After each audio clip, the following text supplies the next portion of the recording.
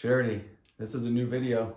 Devin, I'm so excited. Yeah, we're going to talk about fasting, a 24-hour fast to be exact. Like running fast? No, not eating, not eating. That sounds terrible. Why would we do that? We're going to tell everyone why we're going to do that. We're also going to talk about the ball you're sitting on, which is strange. But most importantly, if you listen to the entire video at the very end, we're going to include something I think is the best part of fasting. I'm not so sure Charity agrees, but we're going to try it out and see. It's going to be a great treat for everyone. That's right. All right, so first, let's remind people why a 24-hour fast is a good idea. Oh, well, there are lots of good reasons. For me, good reasons would be some digestive issues, so it helps reset my gut and does some really fancy terms like resets my gut biome. You can look that up. That's a fun one. And for the anti-inflammatory properties, just around running marathons and constantly lifting weights. So I want to decrease the inflammation in my body, so that's super important to me. I get more mental clarity, I think, when I fast. I feel like my brain's more in tune with everything else that's going on. So there you go. So there's a few good reasons. Obviously, other reasons people do it is to get in a calorie deficit for that time period. So it gets you turning your fat burning metabolism on, get your body a little more flexible as far as the metabolism, not just burning sugar. So that's important. I also have mentioned before that I'm interested in the hormone benefit. So it does boost testosterone for sure. I'm also interested in and human growth hormone. Yeah, so that's an important one. So we'll talk about a few more of these along the way, but just as a reminder, what we want to focus on is just being ready for this fast, because being ready for a 24-hour fast, if it's your first time, you maybe don't know what you're signing up for and what you're doing, but it's a great thing to try one time, and maybe you love it. You might think it's dreadful and never do it again, and you might be able to incorporate some part of it in your future health plans, because it can be an effective thing for people. So first things first, when you're ready to do a 24-hour fast, it is important to eat the right way the day of the fast. Most people like to start a fast after their dinner, and specifically, don't eat too late, because that means you have to wait longer the next day till you eat. So get a decent time dinner, maybe 5 o'clock, be done by 6. I think is a great way to do it. Yep, that's what we're planning, right? That's right. So that's what we're going to do for sure. So that'll be fun. 5's a little earlier than we normally eat, but that's okay. That means we can have dinner earlier on Friday or the day after when you break the fast. Yeah. So that's really good. And some people might think they're trying to eat 2 days worth of food right before you fast, or 2 days worth of food after you get done fasting. It somewhat defeats the purpose. You get some benefits, but it's probably not a good idea. So if that's your plan, maybe you should reconsider. The food you should be eating as you go into your fast for your dinner before you fast are a good well-rounded meal, good healthy food, healthy carbs, healthy proteins. You don't want anything too sugary, because you don't want that whole blood sugar spike and then crash. Yeah, that'll be torture. If you spike your blood sugar, you're gonna really be hurting maybe the next morning or at night before you go to bed. Yeah, because you'll be hungry if you eat at 5 o'clock and then don't go to bed till 10, and you have a big sugary meal or eat ice cream or some big dessert. Yeah, you'll feel that. Yeah, so that's important to think about. You may also want to prepare your next meal, so the meal you're going to eat to break your fast, when you make your meal the day before. That could be a good idea. It's not always the case, but sometimes it's nice to prepare. The day before. I've been thinking about mine for weeks. Yeah, that's right. That's good.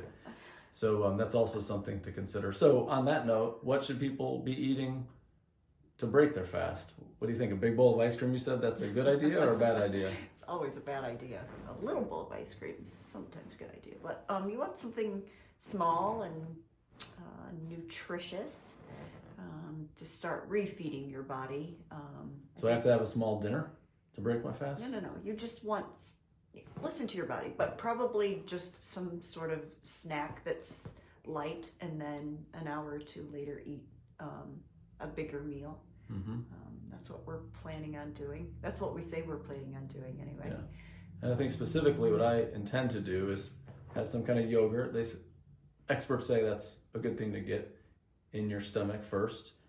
It's got protein, it's got some healthy carbs, depending on the yogurt you're eating. And it also has some cultures there for your gut biome to kind of refeed that as well. And I like to put chia in mine, so it kind of slow fiber digestion, kind of help things there as well. So that's what I'll be eating. Hopefully not much longer than 20 or 30 minutes before we actually dig into dinner. He's it all planned out, it sounds like. Yeah, you said an hour or two. I'm not waiting that long. But it is good to eat something small first just to get your digestion moving again, working again after 24 hours of no food in your stomach. So that's really important. So that's a good thing. I think mentally some people may not know what to expect. Oh. Right? Yeah. So I think that's important to talk about. And you will be hungry. I mean, what do you think about when you're hungry during a fast and you know you want to make it through that 24 hours or whatever your time, 18 hours, I think you do that level of fasting? I think something you always say to me that I think about over and over, it's like it's the equivalent of mile 22 of a marathon, right? You sort of hit a wall and you think you're not, you're really, really hungry, and how can you make it to the end? But that goes away after a little bit, and I do mean a little bit. It doesn't last long. Yeah. So the hunger pain does go away, and there's a actual hormone, ghrelin is what it's called, if I'm not mistaken. That is the hormone that the body produces when you do get hungry. It's actually generated when your blood sugar drops and gets lower. That causes your body to produce this ghrelin, and that tells your body that you want to eat. So I like to think of it as a challenge and say, "Ooh, good." And I like to think of it as, "Oh gosh, my body's done using my glucose as energy, and it's going to start eating all that fat." Yeah. So for me, that's what I keep in mind is now my body is going to be using all the excess fat that I have that it can eat for 20 days, honestly. But it's using a different system to produce energy. Yeah. So it is good to think of that. It is good to think of that for sure. So the bonus that we were going to share is an actual video. We're going to share them a video of someone else. Oh, would you like for me to? I don't even know if this guy fasts at all, but he does really hard stuff, right? Oh, I like to do hard stuff. That's one of your favorite things about fasting, right? It is, yeah. So this video we're going to watch with you, and then we're going to talk about it for just a second afterwards. I actually think we should talk about hydration. Because I think it's pretty important, since you're not eating, that you stay hydrated during your fast. So you can have caffeine in the form of coffee and tea, just nothing in it. No sweeteners. No sweeteners. No sugar. No. Not even honey. It's natural honey. No, but we're not even gonna have coffee in the morning. Right. We will have a caffeine pill, which you can totally do. In textbook, they might tell you not to have caffeine because it could dehydrate you more, but we don't listen to that textbook. We want the caffeine. We need to wake up and get our workout in. Yeah, so we use the caffeine tablets, which we've done a video about. It's very popular, at least 50 views for those of you who haven't joined in on the fun yet. But back to the whole reason we're staying hydrated, and what we're going to have is basically we're going to have water, and we'll probably have some tea through the day, but that's it. Yeah, the only thing that, again, the experts say is to include maybe minerals in your water. 24-hour fast is not critical, but you may want to do some sort of little light salts in your water, and just hit your good 60 to 100 ounces of water during the day should be good. But you know what you normally drink, you probably just want to drink a little bit more than your normal water consumption, because you're not getting any water through your foods like you would normally. So make sure you're drinking a little more than usual, and then you should be in good shape. I think that is important. I do sometimes use fizzy water or carbonated water. It kind of fills your stomach up a little bit. It is nice, but you may also get artificial sweeteners with that. Yep, so I don't know. And we're trying to avoid artificial sweeteners. You can officially do artificial sweeteners with the fast if you choose to, but we're doing this one without it. It's next time around, just to make sure we get the true results full results of a fast. All right. That's good. So this last part, this bonus round, is listening to this guy that is all about doing hard things. And I find this to be the best reason to do a fast now. After hearing this, I think it's super exciting. If you think about how big this could be, maybe I should wait for after this so people can enjoy it with me. All right, so let's go ahead and listen. He's an interesting guy. He likes to do hard things. So let's go ahead and listen to this guy talk about, these two guys talking about doing hard things and the benefits of that. I'm going to share a little neuroscience tidbit. Love it. But I think it's one that you'll appreciate. Most people don't know this, but there's a brain structure called the anterior mid-cingulate cortex. But what's interesting about this brain area is there are now a lot of data in humans, not some mouse study, showing that when people do something they don't want to do, like add 3 hours of exercise per day or per week, or when people who are trying to diet and lose weight resist eating something. Right. When people do anything that they, and this is the important part, that they don't want to do. Right. It's not about adding more work, it's about adding more work that you don't want to do. Yes. This brain area gets bigger. Yep. Now, here's what's especially interesting about this brain area to me. And by the way, I'm only learning this recently because it's new data, but there's a lot of it. The anterior mid-cingulate cortex is smaller in obese people. It gets bigger when they diet. It's larger in athletes. It's especially large or grows larger in people that see themselves as challenged and overcome some challenge. Right. And in people that live a very long time, this area keeps its size. In many ways, scientists are starting to think of the anterior mid-cingulate cortex not just as one of the seats of willpower, Right. but perhaps actually the seat of the will to live. See, now we're talking.